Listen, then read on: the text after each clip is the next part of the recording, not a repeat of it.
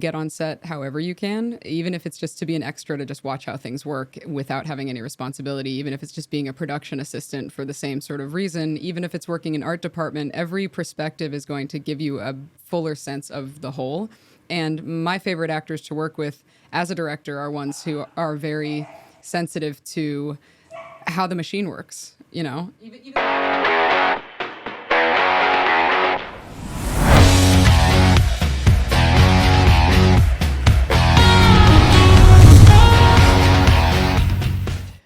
Hey everybody, welcome to today's episode of Talent Agent Talk, where we are bringing you educational lessons and real-life stories behind the scenes of TV and film. I'm your host and a talent agent, Jason Lockhart, and today we got a really cool guest, Jenna Kanell.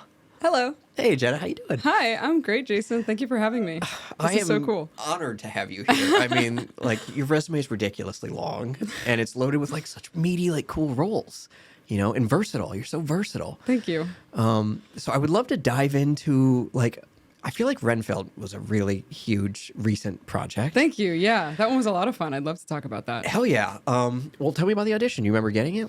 Yeah, I mean, I remember getting the appointment, and it's one of those things where, you know this better than most people, that it's about relationships. And so it was at the casting office that I had read for before, and things had gotten close but never quite happened. It's, a multitude of factors.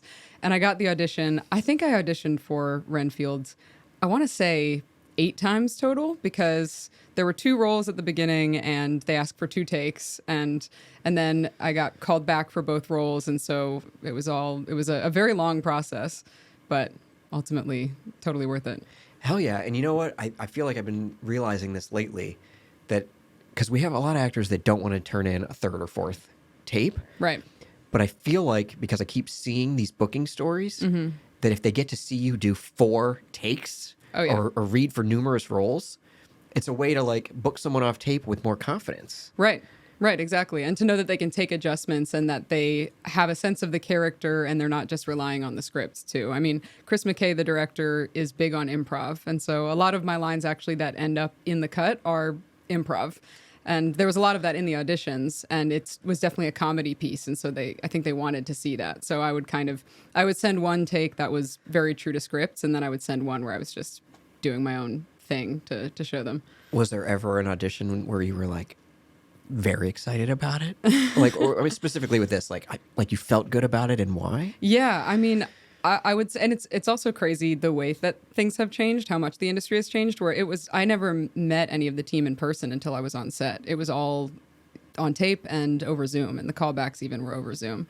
And I just remember, because the callbacks there were several of them, but there was definitely a lot of improv even in those, and Chris was very encouraging of those, and I remember making him laugh a couple times, and I felt really good about that, with some really stupid jokes, and that was very heartening, because I figured, because sometimes we audition for things and you feel like it went really well and you don't hear back, and to me that's always positive feedback of if they're asking me to tape a 3rd time, that's a good thing, because they're looking for a place for me, or if I'm getting good feedback in the room, it's positive, even if it doesn't result in a booking, because it's such a long game. These people are going to remember you for other projects, if not this.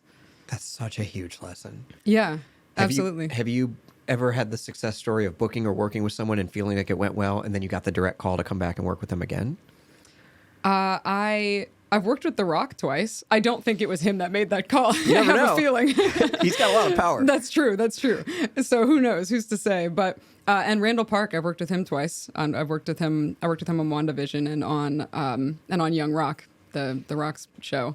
And so, I mean, that was cool. I mean, that was something where, because I had worked with those people before, I would put the clips with them at the beginning of my reel when I saw what the project was. So smart. Recut it that way. You hear that, people? That's so smart. You know your audience. Yeah. Because it is HR. You are trying to get hired. Yeah. If you're going to redo your resume, I remember coming out of grad school, not knowing what I was going to do it. I always redo my resume. Is this for sales? Is this for teaching? Is this for directing? Yeah, absolutely. You can do that with your reel and your credits, organize stuff to really hit your target audience. Yeah. Well, and even to go back to Renfield, I mean, just knowing that it was because obviously I didn't know a ton about the project before because it's existing IP kind of, but not exactly. And so, but knowing that it was a comedy piece, I knew, okay, I figure I should show them that I can improv. And because it's an action comedy, or there are elements of action, I know that I should, bring up that I have stunt experience, which I do almost in every tape that I have, just because you never know how that could play out. And it makes you so much more of an asset because it's just saying, like, these are other skills I have in my package, in my brand.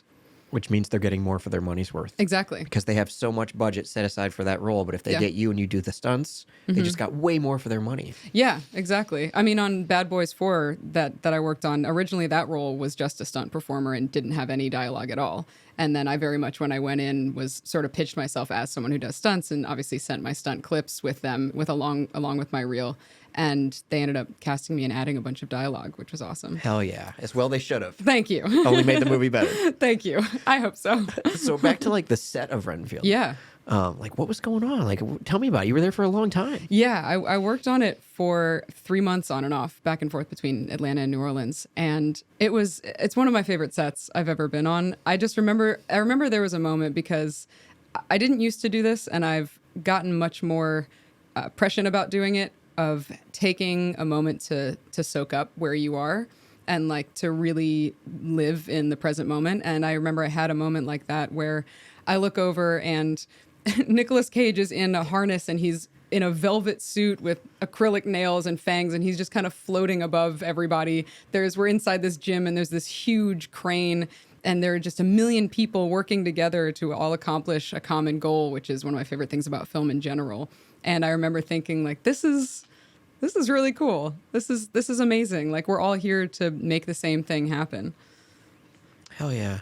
And I'm going to put you on the spot for a second, actually. But I mean this from a complimentary standpoint, because I know you're also a director, and the short film you did with your brother, to me, is still one of the best short films I've ever seen in my whole life. Oh, wow. Thank you. And deserves every award you've ever gotten. Thank you.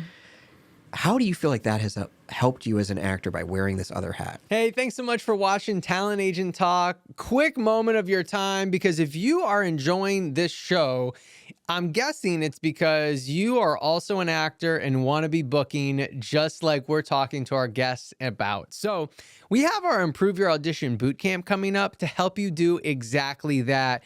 Put together auditions good enough to actually book the job.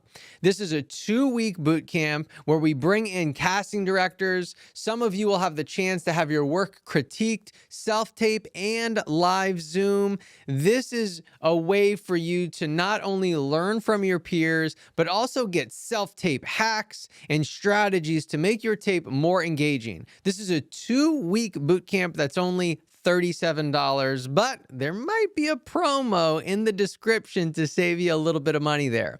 6 workshops, 2 weeks, $37 or less if you go to the description.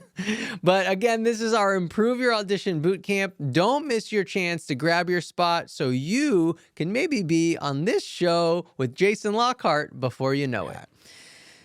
I mean, one of the things that I encourage every actor to do when they ask for advice is to just get on set however you can, even if it's just to be an extra to just watch how things work without having any responsibility, even if it's just being a production assistant for the same sort of reason, even if it's working in art department. Every perspective is going to give you a fuller sense of the whole. And my favorite actors to work with as a director are ones who are very sensitive to how the machine works. Even little things like first ADs will tell me, oh, thanks for letting me know you're about to go 10-1. Thanks for telling me you're about to go to the bathroom, instead of just disappearing, because a lot of actors will do that. Even just little things like that. But then as a director, the more I direct, it's also influenced my acting a lot, because I'll be on set or even in an audition, and someone will give me a note, and I'll find myself thinking, oh, that was a really helpful adjustment. I like the way that they did that. Or that was not a helpful adjustment. I wouldn't want to use that. And then similarly, as a director, I'll be directing actors, and I'll see, where they take things and the choices that they make. And, oh, even if that was not the right choice, it was a strong one, and I like this sort of element of it and that sort of thing, and how you create space for people. And I feel like every time I do any position on set, it makes me better at all of them. Well, you're so willing to learn. It's so obvious. Thank you. It's super important to me. I didn't go to film school. I didn't go to school at all. And so I consider myself an autodidact who learns by doing, and I want to continue learning until the day I die. And my favorite people to work with are the ones who have a learner's mindset and realize how much we all can learn from each other. Absolutely. And as someone who has never been on your team but only watched you from afar, I can see that. I know you did the stunt work on The Resident. Yeah. I think it was wonderful. Thank you. And then like Terrifier, you're the lead. Yeah. So like you carried the entire story, which has led to a booming franchise. Yeah, it's pretty crazy. Very much in part to the work you did and Thank you. contributed, Thanks. So I wonder like what's next for you? I also wonder that. I have a small role in Red One, which comes out in November. That was the other project with The Rock that I did, and I was a creature for the first time. So I'm in like full prosthetics. You're not going to recognize me.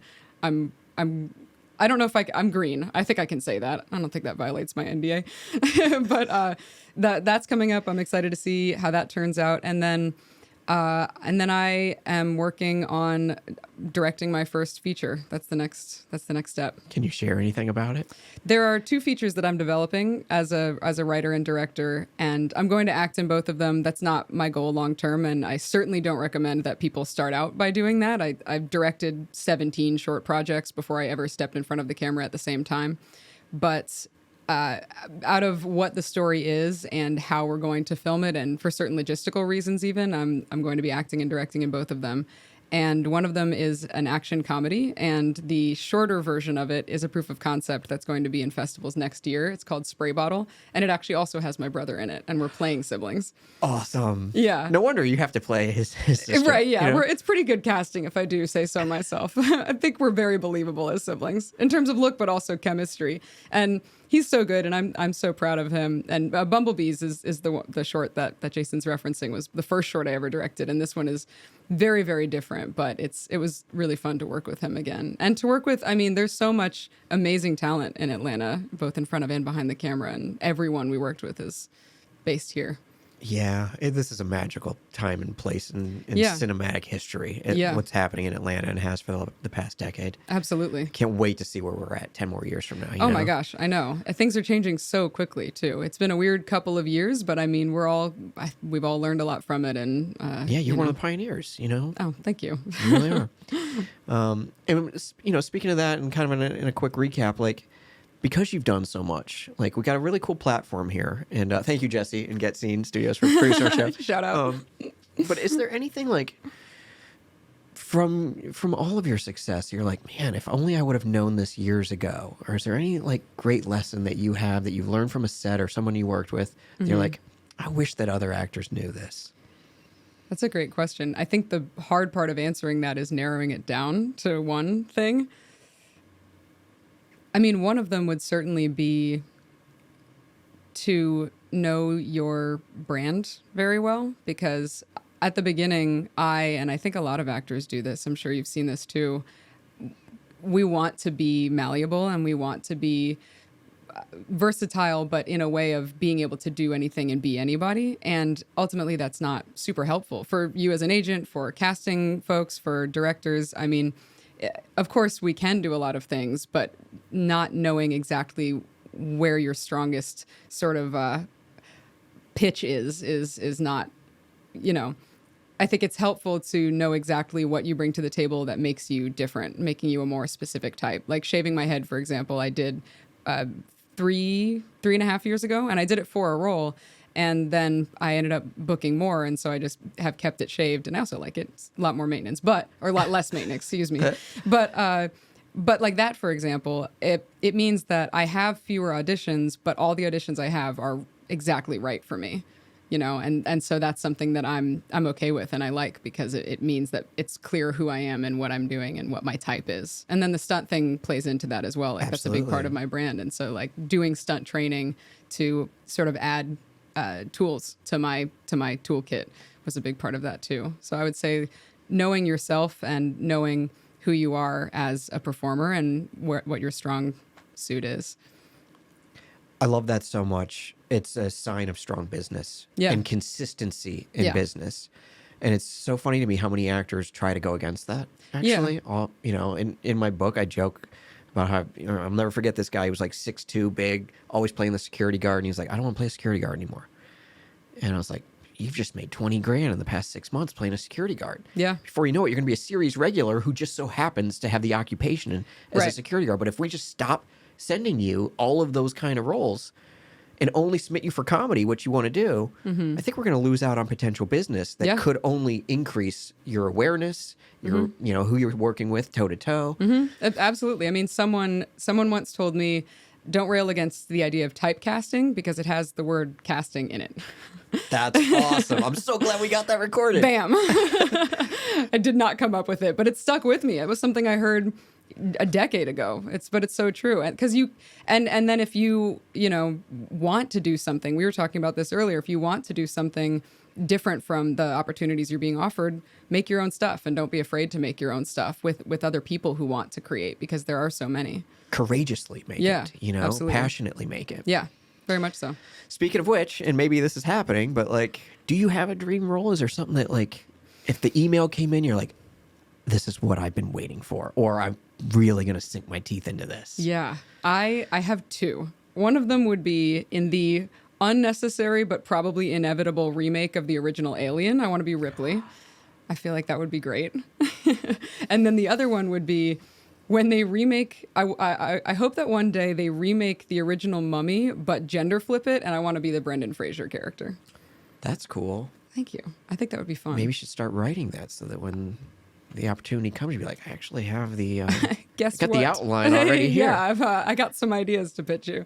Yeah, you never know. You never know. It's true. Super cool. Well, I was just so glad that you were able to come in today and share some quick stories and lessons with our audience. You know, it's No, like, thank you. I love that you're doing this. I mean, there's so much training out there for crafts, and obviously that's so important. But without business, there is no who's going to see your craft, you know, and so many people don't teach that aspect of it. Agreed. I'm grateful to be sitting here doing it, and you know, no one's making any money doing this. Like we're just having a good time and trying to help people. Yeah, it's awesome. Thank you so- so much for having me. Of course, but you do win a free car for being here. Oh my gosh. Yes, I know you know Sarah Carpenter. She got me this bag. Oh my gosh. a long I time do. ago, and I'm familiar with her work. I like to bring her magic in. Oh my God. Do I pick? Yeah, you're not supposed to look. Oh, you know? oh, sorry. You might have already seen. No. Hell yeah. What'd you get? I got the Barbie Hot Wheels 1956 Corvette with flames on it. This I don't feels know right. if it gets more badass than that I for you. don't think it does. This feels right.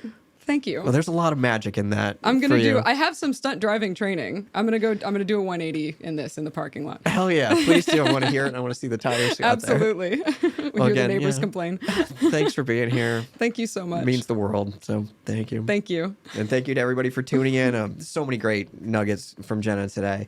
And if you have an exciting booking story of your own and want to be a guest on the show, feel free to pitch it directly to us. It's talentagenttalk@gmail.com. Again, that's talentagenttalk@gmail.com. Thank you to Jesse Malinowski, wherever you are, and Get Seen for producing our show. And again, Jenna, thank you so much. Thanks, Jason.